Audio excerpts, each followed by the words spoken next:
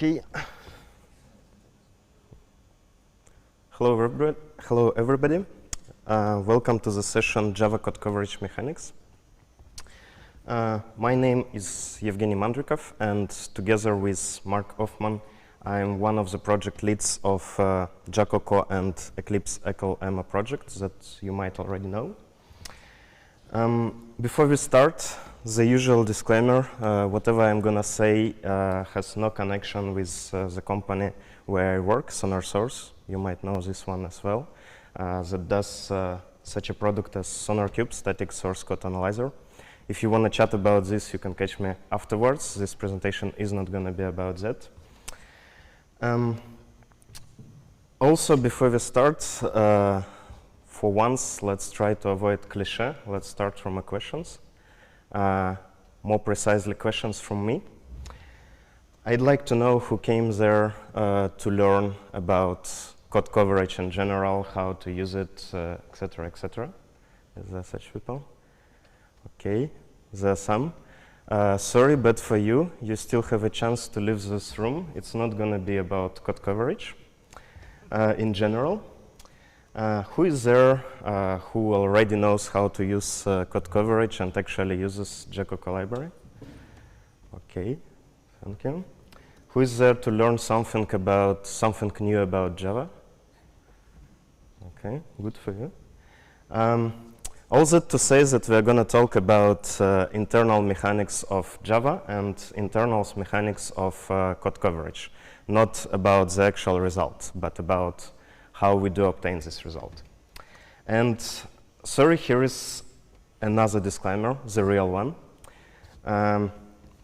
We're going to look into some internals of JVM. Sorry for that.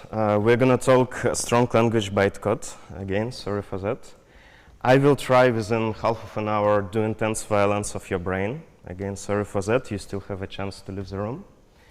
And be warned, there will be some implementation details. Please do not rely on this.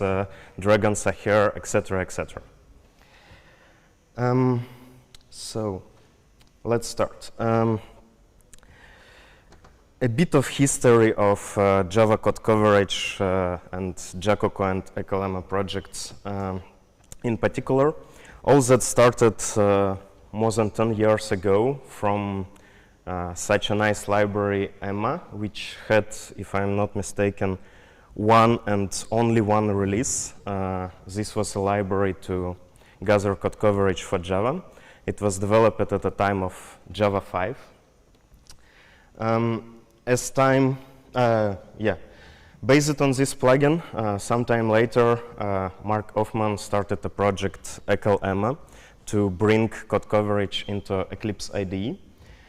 Somehow this got quite popular. It even got some Eclipse community awards. But as time was going on, it became obvious that EMMA doesn't evolve, whereas there is a need to support new Java versions, new JDKs, new JREs, etc. So sometime later, Mark also started another project, a new library for Java code coverage. A little bit later, I joined his efforts. ECL-EMMA, its second version, was fully based on a new library. Let's say a year ago, we decided to move ECL-EMMA into Eclipse Foundation. It's now official Eclipse project, but it's not that important for this talk. One interesting funny fact, even this EMMA library is a library for code coverage by tests. Actually, there were no single unit test in this library. Let's move on. As we are talking about some measurement, which is code coverage, it's important to remind you an observer effect. So here is a big quote from Wikipedia. Simplifying all this, observer effect is that any kind of measurement, any kind of instrumentation, anyway is going to alter the state of what is measured. So anyway, there is some side effect of measuring code coverage. And this is important. For you as a users, it's important to know about this. For us as a developers, it's also important to know about this in order to try to minimize this effect, in order to try to minimize performance impact, in order to not change the behavior of your application. Otherwise, we are measuring something strange. We are not measuring actually your application, but something which changes behavior, etc., etc. So let's have a look how we achieve all this. So how can we record execution of some applications? There is several approaches to this. One of those approaches is some runtime profiling. You can use some interfaces, JVMPI, JVMTI, etc., etc. Another approach, you can do instrumentation. You can modify what is executed in a way that will allow you to record the execution process. And that's usually the approach that is taken by code coverage tools, and JaCoCo is not exception. One of such instrumentation approaches, you can modify the source code. This approach is taken by Atlassian Clover library. Another approach, you can modify the bytecode, the result of compilation of the source code. For the modification of bytecode, you also have two options. You can do this so-called in-offline mode. Before running your application, you prepare your classes, you instrument them. And another approach is to do exactly the same transformation, but to do this at runtime. So transparently for your build process without touching actual class files on a disk. JaCoCo implements both approaches. They both have the pros, cons, etc., etc. And as JaCoCo works on bytecode, it's quite important to put exclamation mark on this. JaCoCo works on class files only. It doesn't need actually a source files. So how it works, we have a class file. We do instrumentation, we do modification of this class file, we do modification of bytecode. Then we do execution of what we just modified.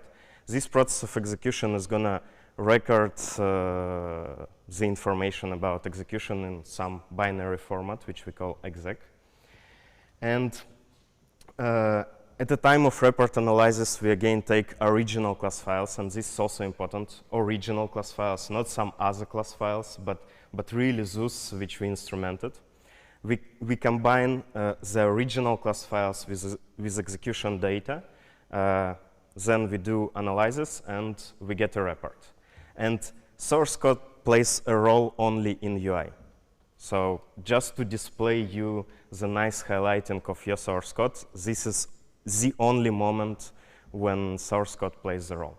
If you don't have source code, we anyway can tell you this amount of lines has been covered, this amount of methods has been covered, and etc., etc. And yeah, speaking about how to integrate all this into your build process, it's as easy as setting one argument for the JVM. We need to attach a so-called Java agent, which will perform instrumentation and transformation of the bytecode. This Java agent implemented something like this. It starts after the JVM startup, but before the startup of your application. This Java agent has a capability to say, OK, any class that JVM is going to load, I'd like to have a chance to transform its bytecode. Let's have a look on what this bytecode transformation is. On the slide, you can see some control flow graph of some application. You have some sequences of instructions. You have some conditional jumps. You have entry point. You have exit point. And in order to record the execution process, just in certain places of this control flow, we need to insert so-called props. So for example, if prop at the bottom is reached. If we know that this piece of code was executed, then we know that the exit of the method was reached. If the left prop was reached, then we know, okay, one branch of conditional jump was reached. If we know that the right prop was reached, we know that another branch of conditional jump was reached. A little bit more precisely on how do we insert those props. If you have a sequence of some bytecode instructions, it's incredibly easy. You just can insert your prop in between two instructions, and you will know that if this prop is executed, then all instructions before this prop has been executed. If we have exit of a method, it's a little bit more tricky. You can't put your prop after the exit. You need to put it a little bit before, so we place it just before the return from the method. If you have a jump, it's pretty much similar to the exit of the method. You place the prop before the jump. If prop is executed, you know that jump was executed. In case of conditional branches, conditional jumps, it's a little bit more tricky, but basically you just need to know the fact which branch is covered, so you insert prop on one of those branches, and if it is executed, you know that this branch was executed. And you can imagine that all this was just the basic strategies, and Java compiler actually generates far more sophisticated combinations of those. And so all this needed to be tested. And to do such testing, we have so-called JaCoCo validation test suite. We write various different pieces of Java code to verify that and verify that recorded code coverage and the reported result is the one that we expect. We do this by annotating the source code with special markers. Later on, we can do assertions on those markers, saying, okay, what happened at a line where we have while loop, etc., etc. And so we execute this test suite on 5 major JDK versions. We support Java agents were introduced in Java 5, so this is our minimal supported target. Maximal supported one as of today is Java 9. We also do testing of early access builds. And thanks to all this testing, we identify not only issues in JaCoCo, but also actually issues in OpenJDK.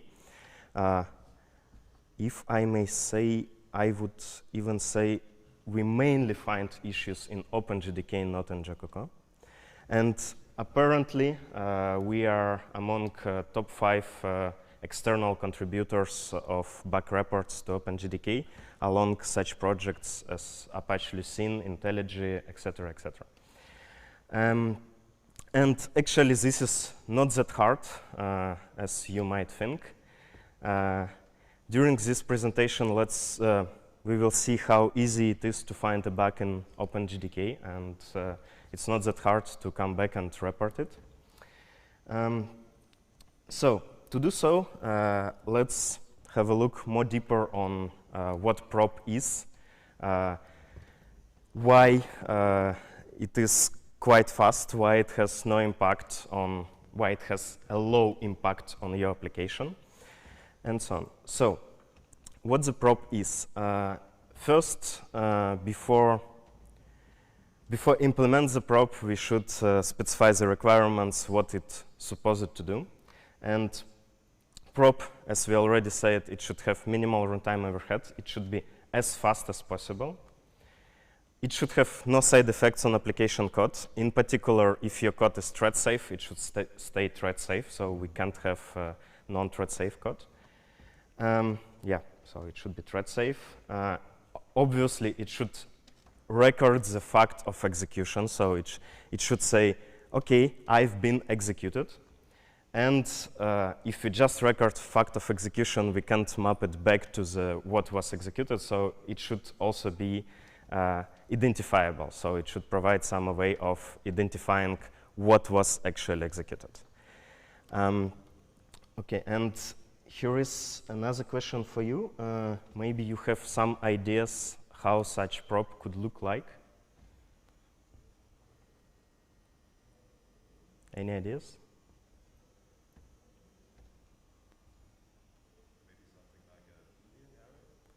Something like? A Boolean array, exactly. It perfectly meets all the requirements. Array index provides us identification. What else? It's quite fast, the writing of a value into the Boolean array. So it will record an execution. If we wrote a true value into this Boolean array for some identifier, we know that the code associated, let's say, with this identifier has been executed. And here is another question. Why this is thread safe? What if the same probe is executed multiple times and from concurrent threads?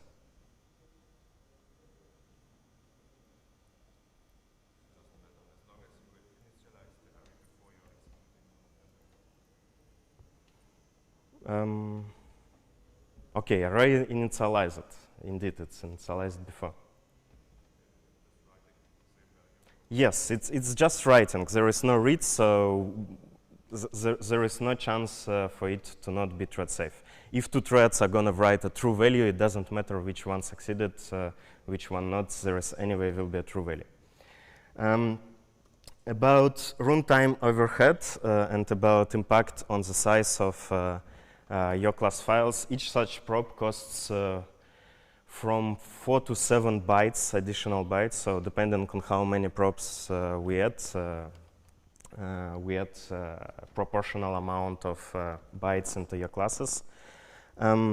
This is also an interesting aspect. Some people wonder why after we integrated code coverage into our project, we started to get exceptions, something like method is too big.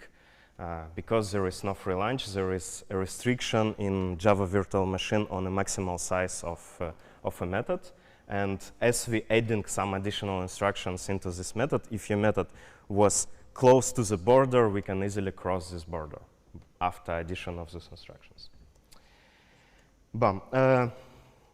Next. This is the process of recording execution of some sequence of instructions. And while we've been discussing this, we also mentioned that this array should be initialized. So there is a JaCoCo runtime, and then there is your application, and somehow your application that contains access to this array should get this array from JaCoCo runtime. And so how do we get this array from JaCoCo runtime? In order to answer on this question, let's have a look on bytecode of assertions. Let's say I have such a simple class. It has only one method. In this method, I do assertion on a parameter. There is a nice tool in JDK called JavaP, Java decompiler, which can, given a class file, it can show you the bytecode instructions within this class file. So here is a result of decompilation of such a simple program. And here we can see something strange in this decompilation. We actually see that there is multiple conditions. There is two comparisons, if not equal, if not equal. There is also access to a static field which called, whose name is assertions disabled. And somehow we didn't write nor two conditions in our source code, nor we have no such field. What is that? And to simplify your life a little bit, apparently, in order to implement assertions, Java compiler, while compiling your source code, generates a quite interesting bytecode, as we have seen. It injects a special field into your class with the name $assertions disabled. Then each assertion is transformed into indeed two conditions. One of the conditions is to check the value of this field, and another condition is an actual condition of assertion. And why compiler does this? The answer is pretty simple. It's in order to reduce overheads. So, for example, you know that you can disable assertions, you can enable assertions. And for the given class, in order to know whether assertions are enabled or disabled for this class, you need to ask the JVM, could you please tell me the current status of assertions for this class? This is quite expensive procedure. You need to go to some runtime. This runtime needs to check some properties, etc., etc. So in order to reduce those overheads, a trick is simple. Let's ask once during initialization of this static final field. And then later on, let's reuse the results that we already know. And yeah, important thing to notice here is that compiler-generated constructions are marked as synthetic. We will see later on why this is important. This is a nice idea, which we can use and which we actually do use for JaCoCo. In order to reduce the runtime overhead of getting the props array, we do the same trick. We ask for this prop array once, we store it into a synthetic field, pretty much like assertions enabled, and then we simply access this field. Similarly to the Java compiler, we mark this field as synthetic. For the users of JaCoCo, this is also important to know. Some people, after applying JaCoCo on their project, start to wonder why the code that uses reflection apparently starts to see some strange fields that they never wrote. And the answer is that the code is not ignoring synthetic constructions, whereas it should. So please fix your reflection to ignore the synthetic constructions. You can get those even with plain, simple, stupid Java assertions, not only with JaCoCo. Let's move on. And next question from me. So you know already that there is some synthetic constructions that Java compiler generates. Do you have any ideas of other synthetic constructions? Exactly, bridge methods. So one of examples of bridge methods, we have outer class, we have inner class. Inner class does an access of private field of an outer class. According to the Java language specification, this is perfectly valid and this is permitted. However, according to Java virtual machine specification, those two classes, they are in the same package, and inner class actually can't access private fields of an outer class. So in order to avoid, let's say, this a little misalignment between Java language specification and virtual machine specification, compiler generates so-called bridge methods. Again, if you decompile our classes, we can see that outer class, after compilation, it has special method with some generated name, access something, which is again marked as synthetic. And if we decompile inner class, we will see that access of the field is actually performed through the generated synthetic method. What about methods in enums? You know that if we declare enum with some constants, we will get two additional methods generated by Java compiler, values and value of. Are they synthetic? They are not. This is a common misbelief that everything generated by Java compiler is synthetic. No, those methods are not synthetic. And the reason for this is Java compiler wouldn't allow you to explicitly refer to some synthetic. So you can't write a code that will compile and that that will use synthetic methods, synthetic fields. And as those two methods in enums values and value of, they are intended to be accessible by developers, they are not synthetic. This is important for code coverage tools because you don't need to test the code that is generated by compiler. You're going to trust the compiler. So those methods should be actually excluded from the coverage analysis. Let's move forward. Another interesting example of synthetic constructions generated by Java compiler is implementation of Lambdas.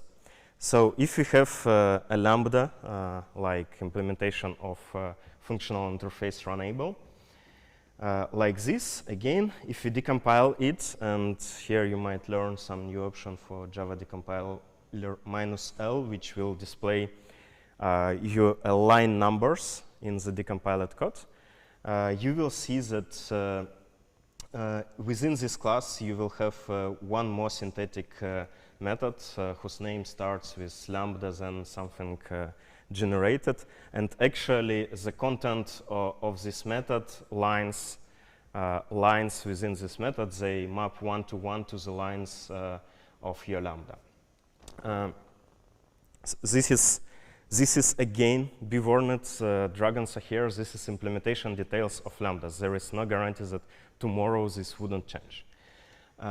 Why this is important for code coverage? As we said before, some methods, and specifically the ones that generated by compiler, synthetic and not synthetic, we should ignore for code coverage, whereas for lambdas, even though it's marked as synthetic, we shouldn't ignore it because you want a coverage of your lambdas. How we do all these manipulations with bytecode? We rely on such a great library as ASM, which allows us reading the bytecode, writing the bytecode, etc., etc. And here is an interesting funny fact which is connected with how to support, how we did brought a support of Java 9. So if we will take Java compiler from early access build of JDK 9, if we will compile some class into the bytecode of Java 9, and if we will try to use ASM library at that time on this class file, we will actually get illegal argument exception. And the reason for this, ASM library hasn't yet been updated for Java 9. So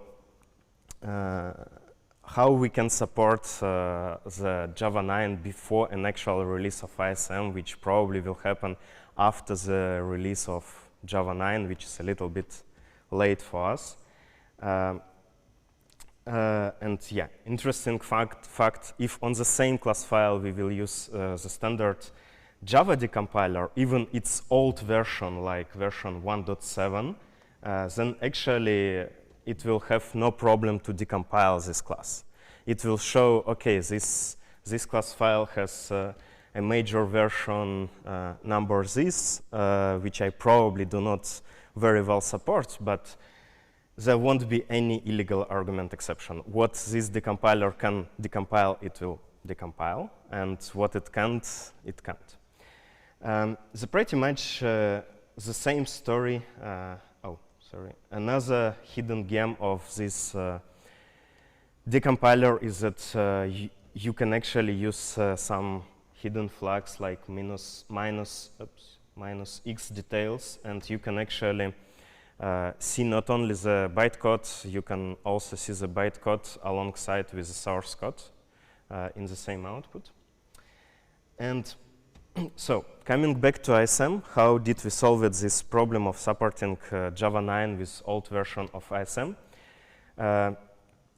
Since Java 9, in terms of bytecode, brings only module info, which doesn't contain any methods that we are interested in, because it doesn't contain any methods, we can pretend that each time when we see Java 9 bytecode, we actually see a Java 8 bytecode.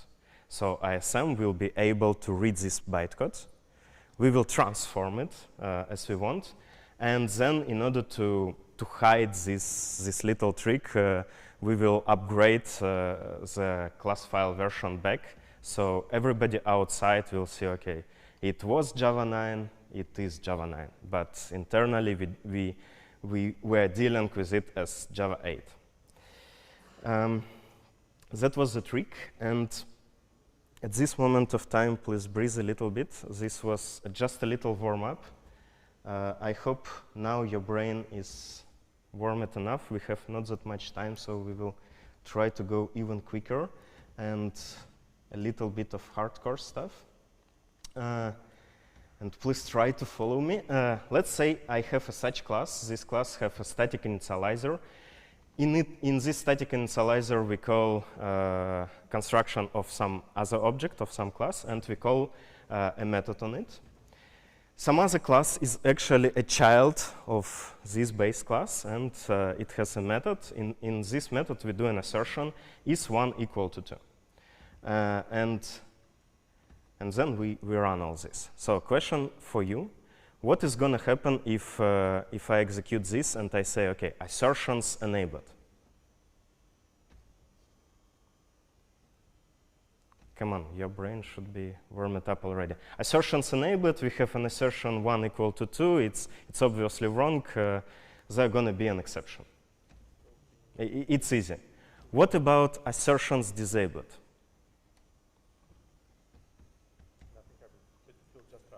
It will just run. Who thinks that it will just run? Yeah, it will just run, but unfortunately, it will throw exception. And the reason for this, if we again recall how assertions enabled, there is a static final field, assertions disabled. It is initialized in a static initializer. And if you follow the sequence of execution, what is going to happen? In order to initialize child, we need to first initialize base. During initialization of base, we go to child and call the method. So actually, this method is going to be called before the initialization of a child. And since it's called before initialization of a child, this field has a default value. And the default value in Java for booleans is false.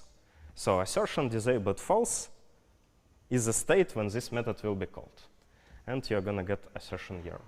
Why this? And such a situation, we call it a bad cycle.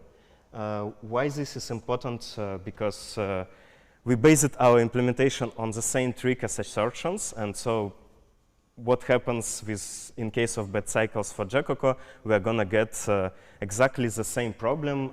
Our field is going to have a default value. Default value for Boolean arrays is null, so we're going to get a null pointer exception. How do we solve this? OK, we solve this. We introduce another synthetic method, which we call initialization. Instead of accessing field directly, we always go to this method. This method checks if there is some value, then just return this value. If there is no such value, let's initialize. And this guarantees us the good order of initialization. Oops, sorry. Yeah, any problem with this solution? Anyone? Is it OK to do like this? What? Multithreading on the side of JaCoCo runtime, basically in this place where we call into JaCoCo runtime to get an array, we have a synchronization. So if two will try to initialize at the same time, it's going to be OK, not multithreading. No, OK, in order to go faster, let me speed up the process. If we will go to Java virtual machine specification, into specification of put static, we will find that you can call put static on a field. If a field is final and you call on it put static, then this put static instruction must occur in the so-called class initialization method. Otherwise, an illegal access error is thrown. And if we look back on our example, actually, this is a final field. It is static, so in order to initialize it, we call a put static. And this has been working for many years, because apparently it was never checked, and it started to be checked since JDK 9 early access build for class files of Java 9 version. So yeah, so we needed a proper fix for this, and after many years, what we did, we simply removed the final. Now it works. What about interfaces? One could say that there is no such problems for interfaces because everything is OK, everything is static final, we can initialize fields in static initializer, interfaces, they don't have methods, so bad cycles can't occur with interfaces. But nope, what about Java 8? In Java 8, you do have methods. In interfaces, you have default methods, and so probably the bad cycles can occur with interfaces as well. In order to confirm this, let's go to the Java language specification. Let's read when initialization occurs. Class or interface initialize it immediately before instance of the class created or static method declared by the class is invoked. And when class initialized, any super interfaces that declare any default methods are also initialized. This is what Java language specification says. Let's try to write a bad cycle with interfaces. So we will trigger initialization by creating an instance. Similarly to example of classes, we will have some base interface. In order to trigger its initialization, we will have default method in it. In order to trigger a bad cycle, we again will have a call into the child method, and we will have a child. In a child, we will have some output on its static initialization, and we will have this method. And expected outcomes out of this is either we will see exception, and so the stack trace of from where this method was called, either we will see it before the line static initialization happened, or we will see it after. If we see it before, then this is confirmation that bad cycle with interfaces is possible. If we see it after, then bad cycle with interfaces is not possible. So what do you think is happening when we call such code? Is it before or after? Who is for static initialization happens before the call of the method? Okay, who thinks after? Who thinks that it will crash? Okay. I actually think it depends, and that's why I raised my hand 3 times. It actually depends.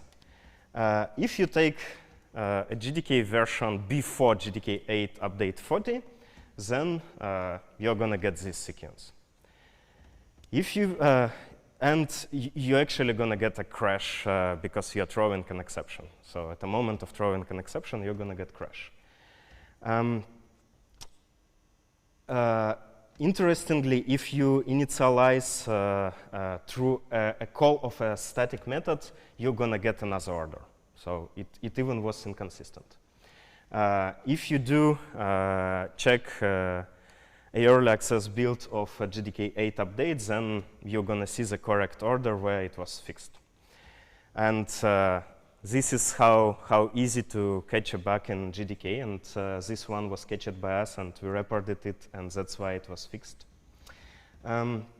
So for interfaces, we still need to support this case of bad order. So for interfaces, there is a little bit more sophisticated strategy. We can't make this field non-final because everything in interfaces should be final. So we restore the final, but now we need to prevent writing to this field. And so we use static initialization, but before the static initialization happens, we still need to get the array. So we have a slow pass without assignment for some JDK versions. We run out of time. I'm sorry for that. We are going to quickly finish. The last interesting question for how Java code coverage works is runtime access. In OSGi world, you have a class loaders. Those class loaders, they can restrict access to a certain classes and provide to only some that you requested. In particular, let's say we have implementation of such a restrictive class loader. It gives you an access, obviously, to everything which is Java lang, which is base Java, and also to some your application classes, lang and some package, but it restricts access to everything else. In particular, it restricts access to JaCoCo package. So how do we actually call our runtime from the instrumented class which was loaded by this class loader? This is a problem. Page the class loader. What? Page the class loader. Page the class loader. Yes, one way we can page the class loader. It can be tricky, and actually we have a way simpler solution. As we have a Java agent started before everything else, we can actually page some class in Java lang.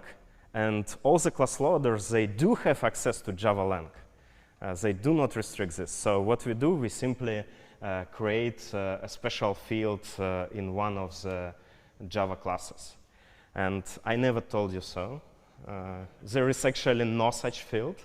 Actually, to be more precise, this is, we already changed a name of this class. It's no more this class. So I wouldn't tell you which one now it is.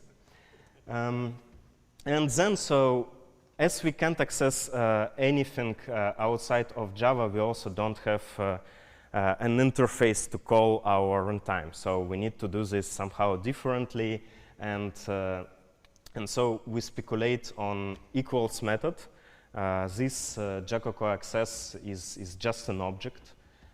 This object has not that much methods. It has only equals method. So we pass parameters through an array of objects, and array is just an object, so we can pass it. Quick question, how do we get a result back? How do we get a prop array back? Equals method returns Boolean. We need an array. You write into this parameter. Yes, thankfully in Java arrays are mutable, so we can simply speculate on the fact that runtime will modify this array. And this is how we do. Hopefully you had some fun during this presentation. Don't hesitate to get involved. Don't hesitate to test early access builds of JDK and report bugs. Now that you know internals, please help us answering some user questions, why reflection doesn't work, etc., on Stack Overflow as well. Don't hesitate to join development of Eclipse, ECL-Emma project and JaCoCo projects. And that's it. Thank you for your attention.